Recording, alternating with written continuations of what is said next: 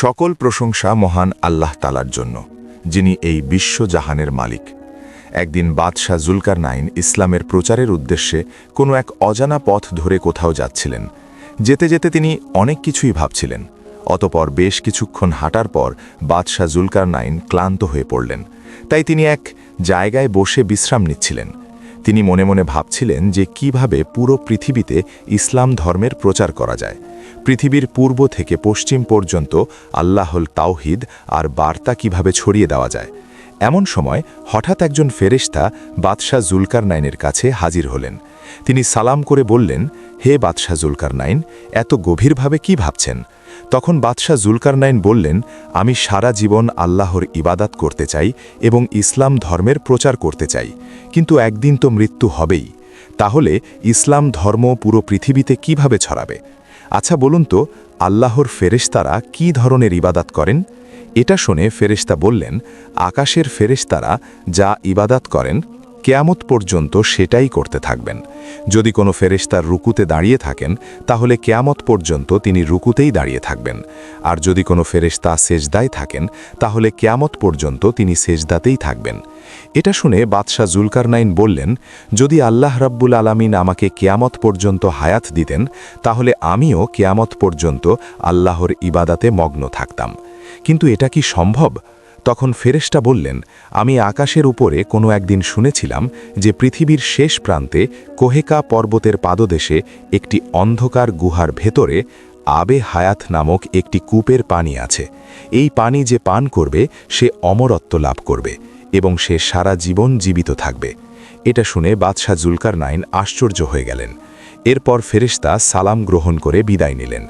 অতপর বাদশাহ জুলকারনাইন ভাবতে ভাবতে তার রাজদরবারের দিকে রওনা দিলেন। আল্লাহ রাব্বুল আলামিন বাদশাহ জুলকারনাইনকে পুরো পৃথিবীর বাদশাহ বানিয়েছিলেন। তিনি পৃথিবীর পূর্ব থেকে পশ্চিম পর্যন্ত ভ্রমণ করেছিলেন। পরের দিন বাদশাহ জুলকারনাইন রাজদরবারে একটি জরুরি মিটিংয়ের আয়োজন করলেন। বাদশাহ জুলকারনাইনের প্রধান উপদেষ্টা ছিলেন খিজির আলাইহিসসালাম এবং আল্লাহর প্রিয় বান্দা লোকমান হাকিম ও আরও জ্ঞানী গুণী আল্লাহর অলি বুজুর্গ দরবেশ ছিলেন।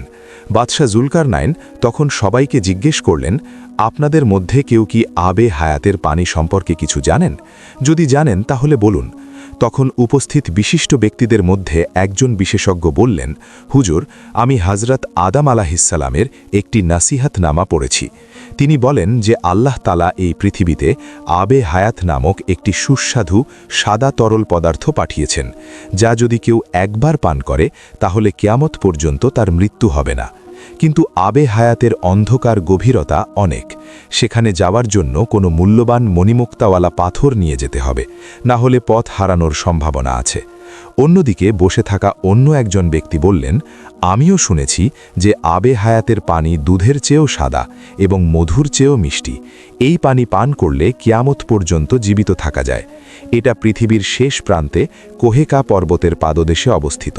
তখন বাদশাহ জুলকারনাইন বললেন, আমি আমার সালতানাতের ক্ষমতা এবং দায়িত্ব আপনাদের হাতে সঁপে দিয়ে আবে হায়াতের সন্ধানে যেতে চাই। এরপর বাদশাহ জুলকারনাইন একজন দায়িত্বশীল ব্যক্তিকে রাজ্য পরিচালনার দায়িত্ব দিয়ে 12 বছরের জন্য আবে হায়াতের সন্ধানে বের হওয়ার প্রস্তুতি নিলেন। হযরত খিজির আলাইহিসসালামকে কাফেলার প্রধান নিযুক্ত করা হলো। অন্ধকার দেশে আলোর প্রয়োজন ছিল, তাই বাদশাহ জুলকারনাইন রাজকোষাগার থেকে দুটি উজ্জ্বল মানিক নিয়ে একটি খিজির আলাইহিসসালামকে দিলেন এবং অন্যটি নিজে রাখলেন। এরপর খিজির আলাইহিসসালাম তার সৈন্যদের সহ প্রয়োজনীয় খাবার নিয়ে আবে হায়াতের সন্ধানে বেরিয়ে পড়লেন। বাদশাহ জুলকারনাইন প্রথমে পৃথিবীর পূর্ব প্রান্তের দিকে যাত্রা করলেন। যেতে যেতে তিনি অনেক ধরনের অদ্ভুত এবং নতুন প্রাণী দেখলেন। তখন জুলকারনাইন সেখানে থামলেন এবং সৈন্যদের জিজ্ঞেস করলেন, আপনারা কি বলতে পারেন যে এটা কোন প্রাণী? সৈন্যরা বলল, হুজুর, এই ধরনের প্রাণী সম্পর্কে আমাদের আগে কোনো তথ্য ছিল না, সুতরাং এটি আল্লাহ রাব্বুল আলামিনের সৃষ্টির একটি প্রাণী। অতপর যেতে যেতে যখন তারা একটি নদীর কাছে পৌঁছলেন, তখন সেখানে পৌঁছে তারা দেখলেন যে নদীতে এক ধরনের লোক বাস করে, যাদের সামনের অংশ মানুষের মতো এবং পিছনের অংশ মাছের মতো। এমনকি তারা নদীর নিচেও বাস করে। তারা কখনো কথা বলে না এবং মানুষের সাথে মেলামেশা করে না। এটা দেখে জুলকারনাইন সৈন্যদের বললেন, আপনারা কি এর আগে কখনো এমন মানুষ দেখেছেন? তখন সৈন্যরা বলল, হুজুর, দেখা তো দূরের কথা, আমরা এর আগে কখনো এমন মানুষের কথা শুনিনি। তখন তিনি বললেন, যাও তাদের দুজনকে ধরে নিয়ে এসো। সৈন্যরা তখন বলল, হুজুর তাদের ধরে এনে কি করবেন? জুলকারনাইন বললেন, তারা সত্যি মানুষ নাকি অন্য কোনো প্রাণী তা দেখার জন্য তাদের পরীক্ষা করা হবে। জুলকারনাইনের কথা শুনে সৈন্যরা তাদের পাছে গেল, কিন্তু তারা কোনো প্রতিরোধ করল না। তারা চুপচাপ সেখানেই বসে রইল। তখন সৈন্যরা তাদের দুজনকে ধরে নিয়ে এলো। তারপর অনেক পরীক্ষা নিরীক্ষা করার পর দেখা গেল যে তাদের মধ্যে সত্যি মানুষের কোনো গুণ ছিল না। তারা আসলে এক মৎস্য জাতি ছিল। তাই তাদের কিছু না বলে আবার নদীতে ছেড়ে দেওয়া হলো। এরপর সময় নষ্ট না করে জুলকারনাইন এবং তার সৈন্যরা এগিয়ে যেতে লাগলেন। কিছু দূর চলার পর তারা এক জায়গায় পৌঁছলেন। সেখানে গিয়ে তারা এক অদ্ভুত মানবজাতি দেখলেন। তারা পশুর মতো চার পায়ে চলত এবং দলবদ্ধভাবে জঙ্গলের গুহার এতরে থাকত। জুলকারনাইন এবং তার সৈন্যদের দেখে তারা এদিক ওদিক পালাতে লাগল। তখন জুলকারনাইন তার সৈন্যদের বললেন, এরা কেমন মানুষ? এদের নাম কি জানো? সৈন্যরা বলল, হুজুর জানি না।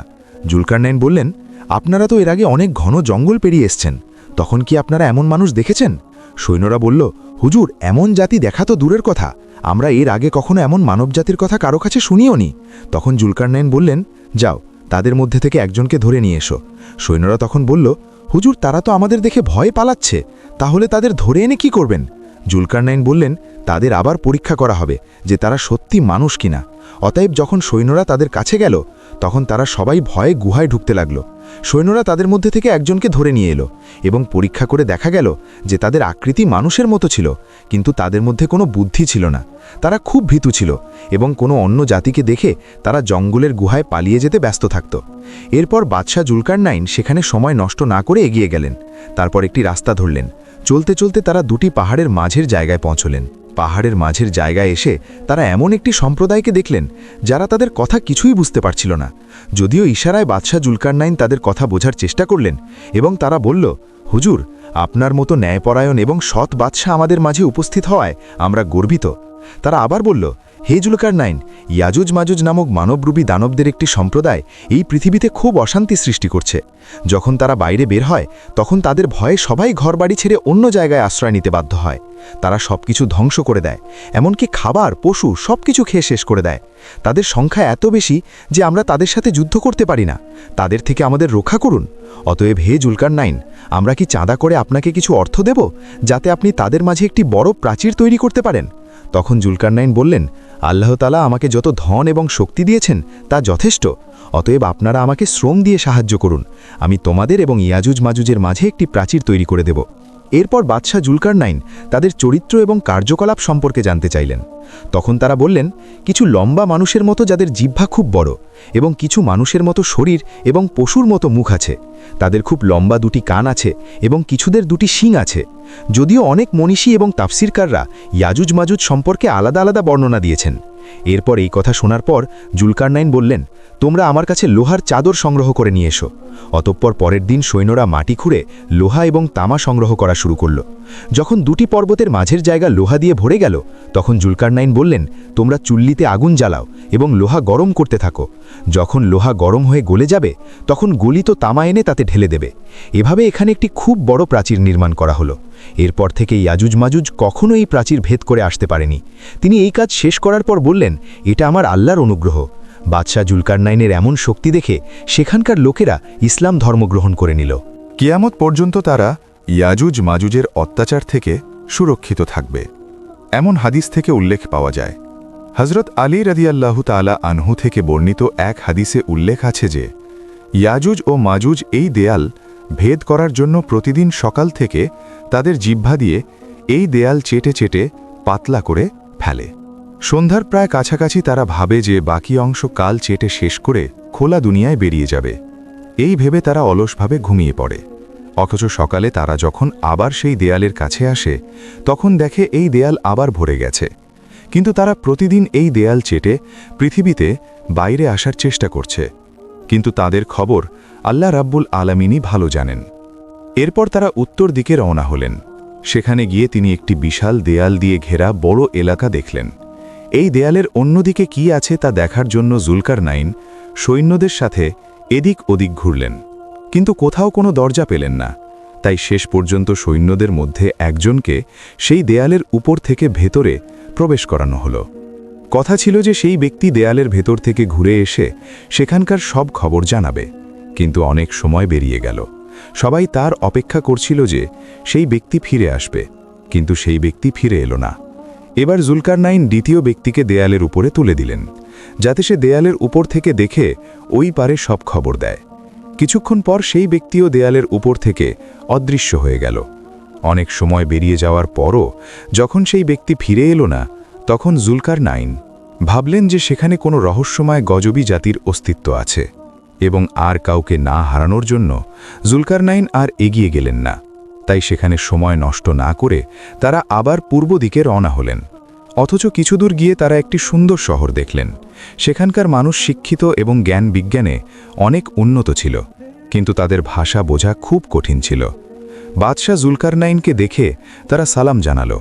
তারা বলল, হে জুলকারনাইন, আপনার এখানে আসার কারণে আমরা খুব খুশি হয়েছি। তখন বাদশাহ জুলকারনাইন তাদের কালেমার দাওয়াত দিলেন। আল্লাহ এক, আল্লাহ ছাড়া কোনো উপাস্য নেই, এই কথা তারা এক বাক্যে স্বীকার করে নিল। তারা বুদ্ধিমান লোক ছিল, তাই তারা সময় নষ্ট না করে ইসলাম ধর্ম গ্রহণ করল, এবং তাদের পর্যাপ্ত সম্মান ও শ্রদ্ধা দেওয়া হলো, এবং দীর্ঘ সময় ধরে তাদের মাঝে থেকে তাদের ভাষা শিখে নিলেন। সেই শহরের একজনও তাদের সামান্যতম বিরোধিতা করল। জুলকারনাইন তার হেদায়েতের জীবনে এত সহজে অন্য কোনো জাতিকে হেদায়েত দেননি। যখন সেখানে একজনও ঈমান আনা থেকে বাকি ছিল না, তখন তারা সেখান থেকে পূর্ব দিকে যাত্রা করলেন। অতঃপর বেশ কিছু পথ যাত্রা করার পর আবার একটি সমুদ্রের তীরে পৌঁছালেন।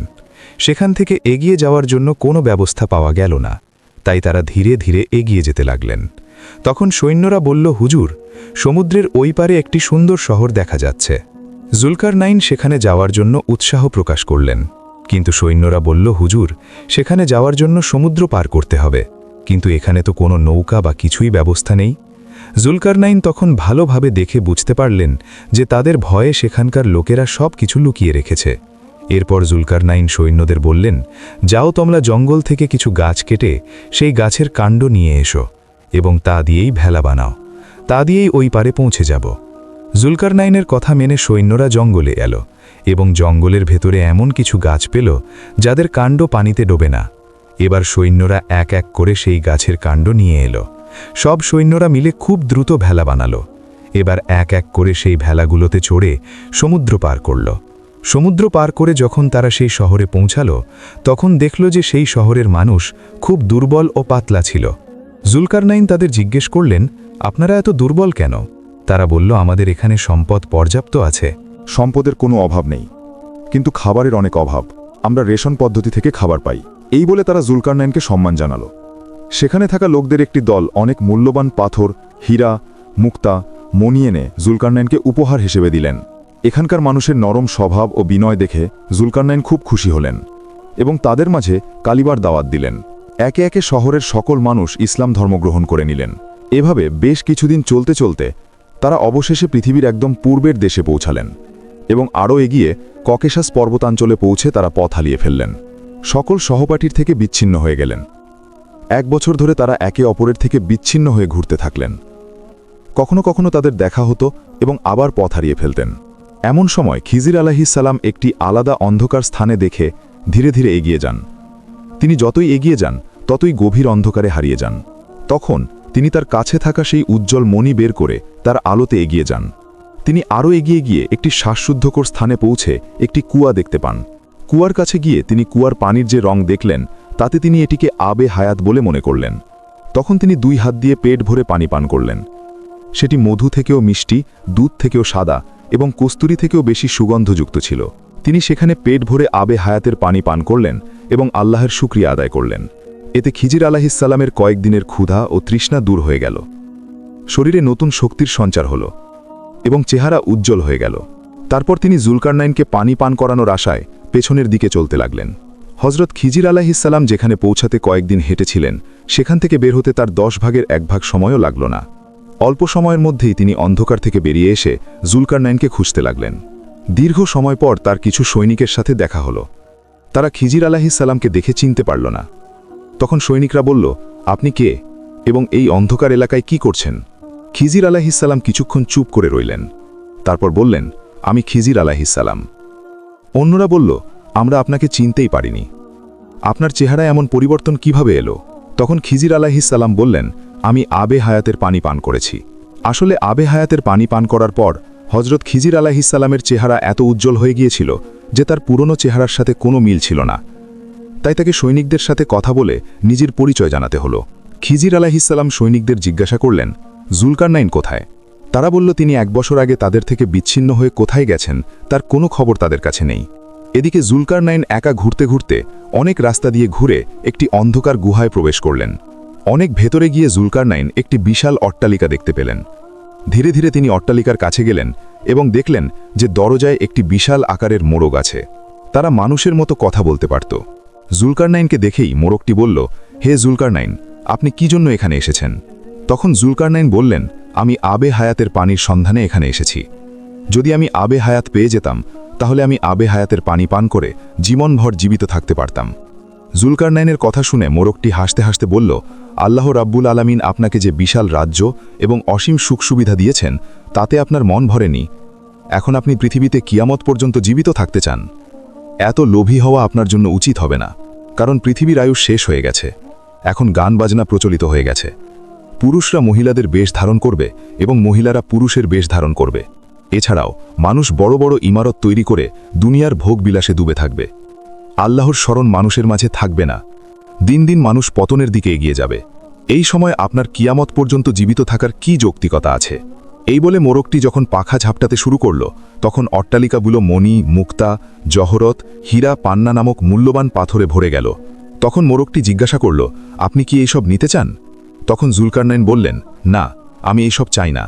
তারপর মোরগটি বলল, তাহলে আপনি এগিয়ে যান, আরও কিছু জানতে পারবেন। তখন জুলকারনাইন মোরগের কথা মেনে এগিয়ে গেলেন।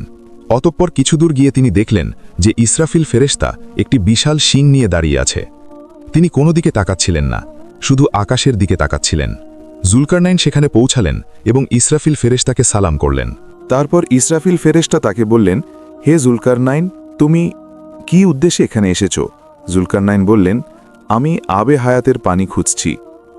আমি আবে হায়াতের পানি পান করে কেয়ামত পর্যন্ত জীবিত থাকতে চাই।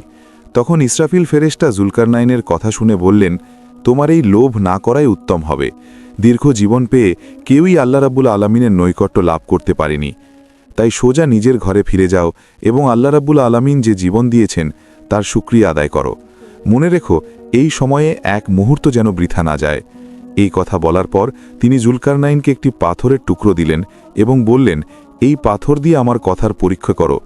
এরপর জুলকারনাইন পাথর নিয়ে অন্ধকার এলাকা থেকে আলোর দেশের দিকে রওনা হলেন। পথেই তার বিশিষ্ট সঙ্গী লুকমান হাকিমের সাথে তার দেখা হলে তিনি জিজ্ঞাসা করলেন, এই মাটিগুলো এভাবে উজ্জ্বল হচ্ছে কেন? তখন লুকমান হাকিম বললেন, এটা মাটি নয়, এখানে মুক্তা, জওহর, ইয়াকুত এবং ফিরোজা নামক মূল্যবান পাথরের স্তূপ রয়েছে। যদি আপনার প্রয়োজন হয় তবে নিতে পারেন। তখন জুলকারনাইন সেখান থেকে কিছু পাথর নিয়ে নিলেন। তারপর পথ চলতে শুরু করলেন। দীর্ঘ সময় পর তারা অন্ধকার থেকে আলোর দেশে পৌঁছলেন। তখন তিনি দেখলেন যে পথে পাওয়া পাথরগুলো সত্যিই কত মূল্যবান পাথর, এবং ইসরাফিল ফেরেশতা দ্বারা দেওয়া পাথরটিও একটি বিড়ালের মাথার আকারের সাদা পাথর। এই পাথর সম্পর্কে জুলকারনাইন লুকমান হাকিমকে জিজ্ঞাসা করলেন, এটি দেওয়ার কারণ কি? তখন লুকমান হাকিম বললেন, এই পাথরটি দেওয়ার উদ্দেশ্য হল আপনাকে দুনিয়ার সব কিছুর লোভ ত্যাগ করানো। আপনি এই পাথরটিকে দাড়িপাল্লায় মেপে দেখুন, আপনি দুনিয়ার কোনো কিছুরই ওজন পাবেন না। কেবল দাড়িপাল্লায় মাটি ভরলে তার সঠিক ওজন পাওয়া যাবে। এর অর্থ হল দুনিয়ার সব কিছুর মূল্য এবং বাস্তবতা বৃথা, এবং কেবল মাটির বাস্তবতাই সঠিক। অতএব মানুষের মাটির শরীর একদিন মাটিতেই মিশে যাবে।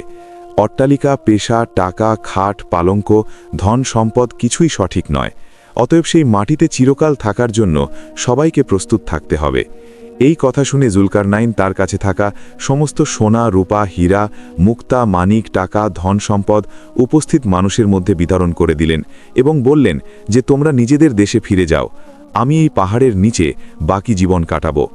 এই কথা বলে সবাইকে বিদায় জানালেন এবং নিজের মাকে একটি চিঠি লিখে জানালেন যে তার পুত্রের জন্য তিনি সবসময় দোয়া করতে থাকুন। তারা কেয়ামতের দিন তাদের সাথে দেখা করবেন। এরপর জুলকারনাইনের মা তার চিঠি পেয়ে কাঁদলেন এবং যতদিন তিনি দুনিয়াতে জীবিত ছিলেন ততদিন নিজের ছেলের জন্য দোয়া করতে থাকলেন। জুলকারনাইন পাহাড়ের নিচে বসে আল্লাহর ইবাদত করতেন। এভাবে অনেক বছর কেটে যাওয়ার পর তিনি সেখানে ইন্তেকাল করলেন।